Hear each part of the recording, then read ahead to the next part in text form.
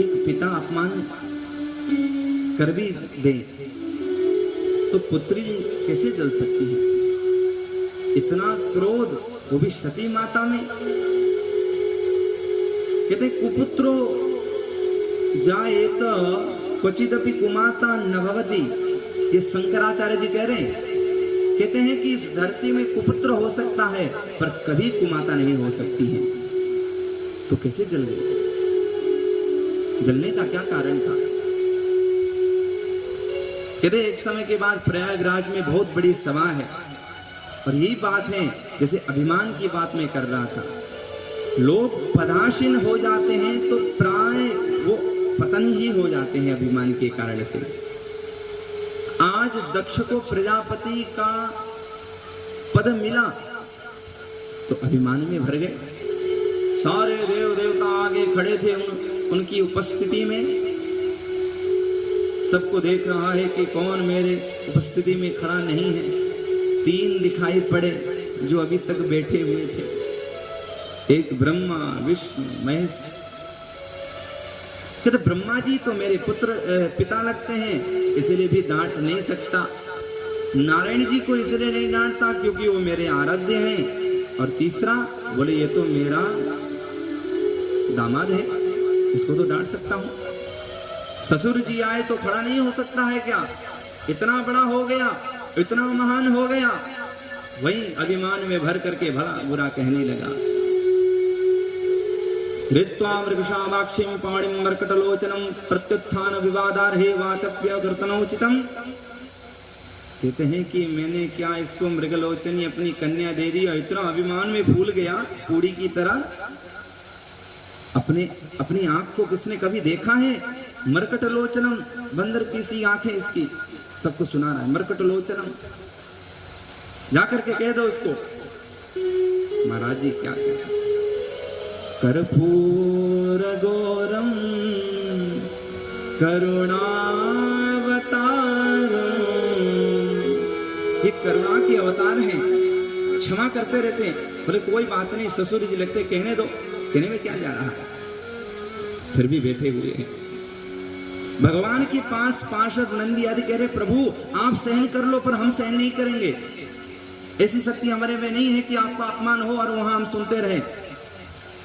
या मर जाएंगे या तो उसको मार के आएंगे। कहते रुको रुको, ऐसा नहीं करते, सभा है। कहते हैं देख रहा अभी तक शंकर को कुछ असर नहीं हुआ तो और कहने लग गया। अच्छा ऐसा दिखाई पड़ता है कि मानो अभी जंगल से आया हुआ है। इसका तो इसकी वेशभूषा देखो, किसी से मिलती जुलती नहीं है। गले में आभूषण के जगह में सर्पों की माला लटकाया हुआ है। कुंडल के स्थान में बिच्छू को लटका करके लाया है। सुंदर पोशाक पहनो, बागंबर धारण करके आया है।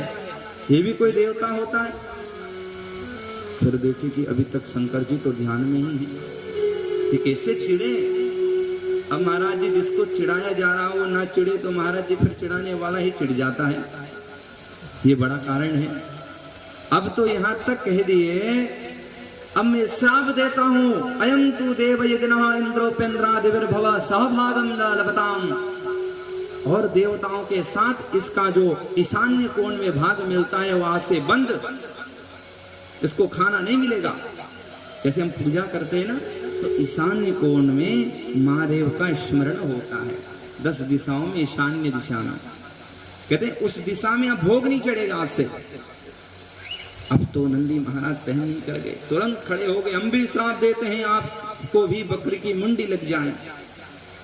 उधर से भृगु महाराज खड़े हो गए उनके पक्ष में। अरे तुम बीच में बड़े लोग बात कर रहे हो तो बीच में खड़े नहीं होते छोटे, तुम भी पाखंडी हो जाओ।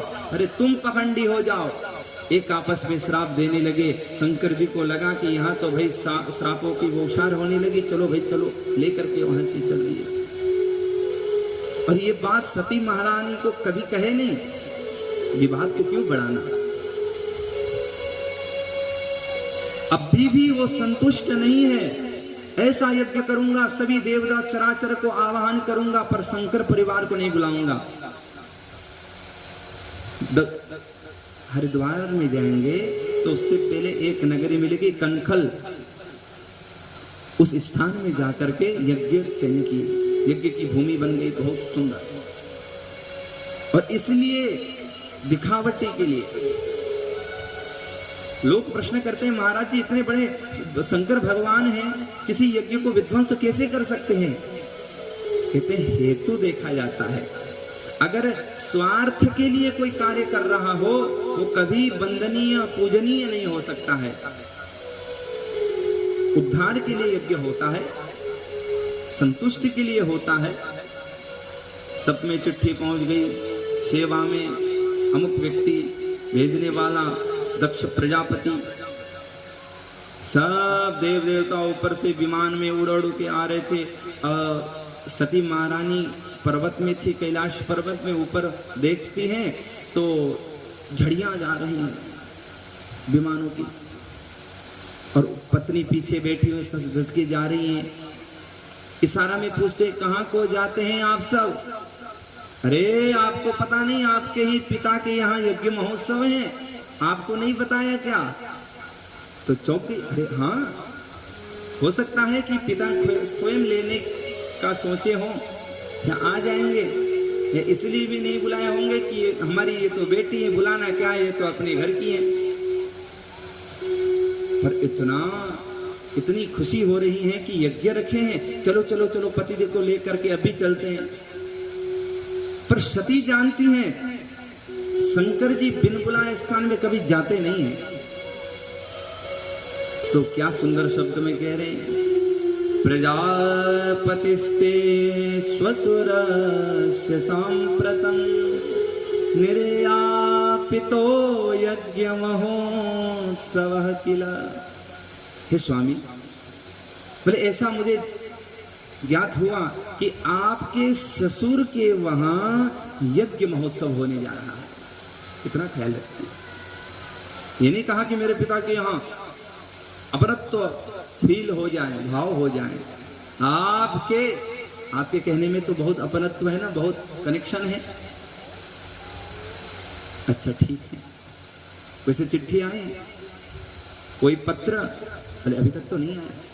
तो देवी आप जानती हो हम जाते नहीं है, तुम चली जाओ।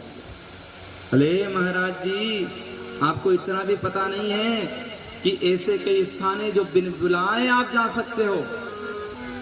भरतो गृह देह कृतस्य केतनम, अपने गुरु जी के स्थान में जाना हो, गुरु आश्रम में जाना हो तो पूछने की कोई आवश्यकता नहीं, चले जाओ ऐसे ही। कोई लेटर की आवश्यकता, आमंत्रण पत्र की कोई आवश्यकता नहीं है, वहां आप जा सकते हो। और देह कृतश्च, शरीर देने वाले माता पिता के घर में भी आप बिन बुलाए जा सकते हो, उसमें कोई आमंत्रण की आवश्यकता नहीं है। और अपने पति के घर में, उसमें भी आप बिन बुलाए जा सकते हैं। और इनमें से एक और है, कहते हैं कथा पांडाल में। वैसे तो निमंत्रण आया है, नहीं भी आया है तो सोचना भगवान ने हमें निमंत्रण पत्र दे दिए हैं, ऐसा सोच करके कथा पांडल में आना चाहिए। कथा पांडल में कोई निमंत्रण की आवश्यकता नहीं है, ये समाज के लिए हुआ करता है, भले ही हेतु कुछ और क्यों ना हो। देखो बारिश होती है तो बूंद एक व्यक्ति के ऊपर नहीं गिरते, सभी व्यक्ति के ऊपर गिरते हैं। और ऐसा नहीं सोचते हैं कि अरे ये तो इसके पास पत्र मिला है, इसके पास पत्र नहीं मिला है, इसके पे नहीं गिरना है, इसमें गिरना, ऐसा होता है क्या? सब में ही बारिश होती है। उसी प्रकार सबको आने का अधिकार है और बुलाने की कभी प्रतीक्षा करनी ही नहीं चाहिए। भगवान बोले ये सब तो ठीक है, परंतु जहां जाने से आवत ही हर से नहीं, नैनन नहीं स्नेह, तुलसी तहां न जाए, कंचन बरसे। चाहे सोने ही क्यों न बरसे, पर जाने पर आपको देख करके कोई प्रसन्न ना हो जाए तो ठीक माने ही नहीं जाना चाहिए, चाहे कुछ भी क्यों ना हो। आपको देख करके प्रफुल्लित ना हो जाए, आओ आपका स्वागत ना करें, उस स्थान में नहीं जाना चाहिए। ये विधान है, इसलिए हम नहीं जा रहे। बोले कुछ हुआ है क्या? बोले हाँ, पहले ऐसा ऐसा ऐसा होगा। तो माता सोचते हैं कि आज ऐसा करने से तो और बिगड़ जाएगा, चलो मेरे को तो जाना ही पड़ेगा। बोले हम चली जाती हैं। पर ठीक है, तुम चली जाओ। शंकर जी यद्यपि जानते हैं कि गई अब लौट करके नहीं आएगी। गई, वहां जाकर के देखे कोई किसी से बोलना नहीं। सती प्रणाम करते पिता को मुंह घुमा दिए ऐसे करके। माता कुछ प्रसन्न हो गई, बहन भी नहीं बोल रही हैं। खिन्न सामन हुआ, अपमान हुआ, पर सहन कर गई। पूजा स्थान में गई, ईशान्य कोण में तो खाली खाली सा है। पति का अपमान देख करके महाराज अपना अपमान तो सहन कर गई, पर पति का अपमान सहन नहीं कर। ऐसे लंबी लंबी श्वास लेने लगी, मानो त्रिभुवन को नष्ट कर देगी। सब दौड़ करके आए, अरे इसको क्या हो गया, क्या हो गया, क्या हो गया। स्वतंत्रता बहुत क्रोध में भर गई। अब करे तो करे क्या करे, पिता है, मार नहीं सकती, पीट नहीं सकती। कहते हैं गुरु का अपमान, पति का अपमान हो तो तुरंत उसको दंड दे, और दंड देने की शक्ति नहीं हो वहां से चले जाए, और चले जाने की भी शक्ति नहीं है तो भस्मसात हो जाए, पर उस अपमान को सहन ना करें। करे तो करे क्या करें। देहाग्नि प्रकट करके जल जाती हैं। ये खबर जब शंकर जी को पता चला, तुरंत खड़े होकर के अपनी जटा से एक जटा नीचे ऐसे मार दी। वहां से वीरभद्र भगवान प्रकट हो गए। बोले वीरभद्र भगवान की जय। वैसे भगवान शंकर करुणावतार भी हैं, पर अपने में आ जाए तो फिर वीरभद्र भी हैं, सेवक भी हैं। हनुमान महाराज भी तो शंकर जी के ही अवतार हैं। सेवक सखा सीपी के भगवान भी हैं, सखा भी हैं, सेवक भी हैं शंकर जी तो हनुमान। तो वीरभद्र प्रकट हो गए, लाल लाल केस हैं, लंबी लंबी मुंह है, ऐसा दिखाई पड़ता है बहुत डरावना। आगे जाकर के शंकर जी को प्रणाम करके बोले वीरभद्र भगवान, बोलिए क्या आदेश है। तम किम करो मीत गृणंत माहा। भगवान कहते दक्षम स यज्ञम, जाओ दक्ष के यज्ञ में जय मत घटाना, मेरी सारी सेनाओं को लेकर के छिन्न भिन्न कर दो, ध्वस्त कर दो। उधर स्वाहा स्वाहा स्वाहा स्वाहा स्वाहा स्वाहा तार। पर किस लिए? केवल दिखावट के लिए, केवल ये दिखाना चाहते हैं कि हम शिव बिना भी पूजा कर सकते हैं।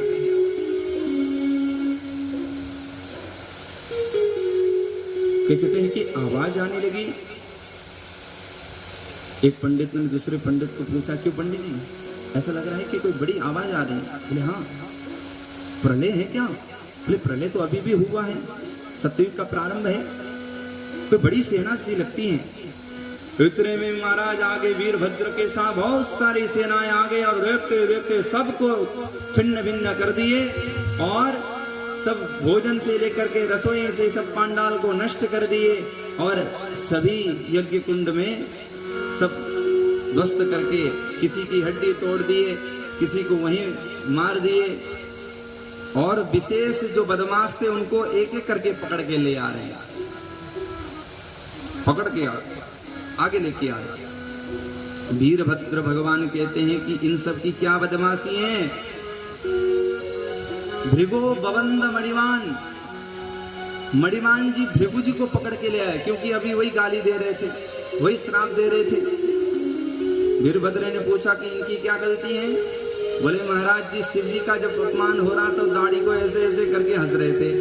अच्छा, दाढ़ी को पकड़ के जो खींचे महाराज, दाढ़ी विहीन हो गए। अब महात्मा को दाढ़ी विहीन से अपमान, बड़ा अपमान क्या हो सकता है। बढ़ जाओ। भृगो बबंद मणिमान वीरभद्र प्रजापतिम चंडी सपूषणम देवः। पूषण देव को चंडीस जी पकड़ के ले आए। बोले इसकी क्या गलती है। बोले जब शिव जी का अपमान हो रहा था तो बत्ती सी दिखा करके हंस रहा था, एक मुक्का मारे महाराज सारे दांत गिर गए। अब भग देवता आ गए। बोले इसकी क्या गलती है। बोले महाराज जी, भगदेव की ये गलती है कि भगवान का जब अपमान हो रहा था तो बड़ी बड़ी आंख दिखा करके हंस रहे थे तो दोनों उंगली डाल करके उस आंख को खींच दी और बाहर पटक दी। बोले ये, बोले इसका तो पाप हमको भी पता है। कौन? प्रजापति। बोले गले को ऐसे ऊपर पकड़ करके 2-4 तलवार मारे, फिर भी कटा नहीं मारा। जबरदस्ती काट करके उस सर को फिर कुंड में डाल करके वहां से आ गए। वीरभद्र स्वरूप है यहाँ, तो सब शौर्यता वीरता दिखाते हैं। फिर सब तहस नहस करके आ गए। बाद में जब देवताओं को ग्लानि अनुभव हुआ, देखो एक बात आपको ये ज्ञात होना चाहिए, उस पूजा में ना ब्रह्मा गए और ना ही भगवान विष्णु गए थे। आमंत्रण पत्र था और वे पंडित बिल्कुल नहीं गए जो जानते थे कि शिव की पूजा बिना किसी की पूजा नहीं हो सकती है। ऐसे कोई नहीं गए, और वही गए जो पत्र देखना चाहते थे, उनकी चाटुकारिता में जो थे। बाद में क्षमा याचना किए, बोले किसी को दाढ़ी जोड़ दिए, किसी को आंख दे दिए, और बाद में बोले कि इस वीरभद्र ने बहुत आपका अपमान किया, इसको भी ठीक करें। बल्कि देखो अब पहले की तरह मुंडी तो मिलेगी नहीं, बकरी की मुंडी जरूर लगेगी, क्योंकि श्राप में तो मिला ही है। तो ढूंढ ढांड के एक बकरी की मुंडी उसको लग गई। अब बहुत ग्लानि अनुभव हुआ, चरण में जाकर के गिरा। अब क्या कहता है? कहते हैं मैं आपका पुत्र हूं। क्या? ये तो ससुर, पर कह रहा है मैं आपका पुत्र हूं, वास्तव में आप मेरे पिता हो। पुत्र बिगड़ता है तो पिता का अधिकार होता है समझावे, और समझाने पर भी ना माने तो पीटने का भी अधिकार होता है। वही काम आपने किया है। भूयान अनुग्रह हो भवताम कृतो में, मेरे ऊपर आपने दंड नहीं दिया, अनुग्रह किया। अनुग्रह किया का मतलब कृपा किए। कृपा करने की भी तो कला होती है। समझाओ या तो चाटा मार के कृपा करो, ये भी कृपा होती है। विद्यालय में गुरुजी चाटा मार के कृपा करते हैं, अगर वो चाटा नहीं मिलता तो आज बड़े बड़े अधिकारी कैसे बनते?